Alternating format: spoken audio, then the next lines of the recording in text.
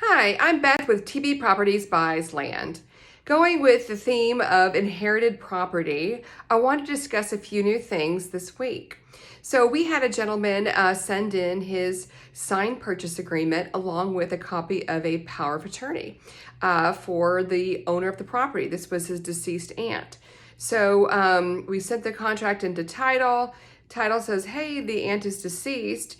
We can't move forward with this with the power of attorney. So the power of attorney, it's important to note, only applies when someone is alive. Once they have passed away, that power of attorney is no longer valid when it comes to selling your property. And so at that point, the title company needs either a probated will, and that can take some time, or they're going to need an affidavit of heirship filled out. Okay. I have another example. I'm working with a lady, and she too has inherited property. And she said, well, no, this is great. I have a will. I'm the only living heir. This should be just fine. But the title company asked the question, is the will probated? And the answer was no. So going through probate can be a costly and very time-consuming process.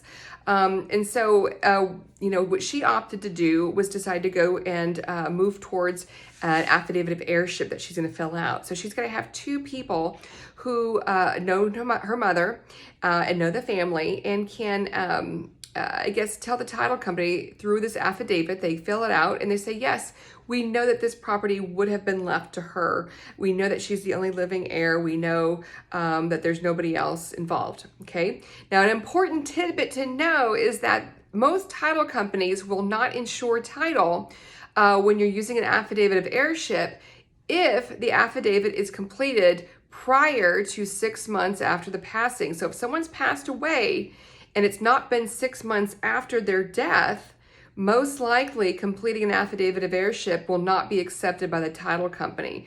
So then you have some options. Either the buyer is okay with title not being insured, which is generally not going to find that, or you have to wait it out. Okay, so there are different options. These are all different things that you can consider. But if you do have inherited property, there are many ways in which the property can be properly and legally conveyed. But if you have questions, feel free to reach out to us. There's some chance, there are many chances in which it's not able. You've got, too many heirs, and you've only got maybe partial ownership. But we can take a look at that and we can answer that question for you and let you know for sure one way or another. But there are many legal ways in order to convey the property. And so we're happy to look and see if in your situation, you can sell your property. TB Properties Buys Land. We buy rural vacant land. We buy land lots, generally 10 plus acres.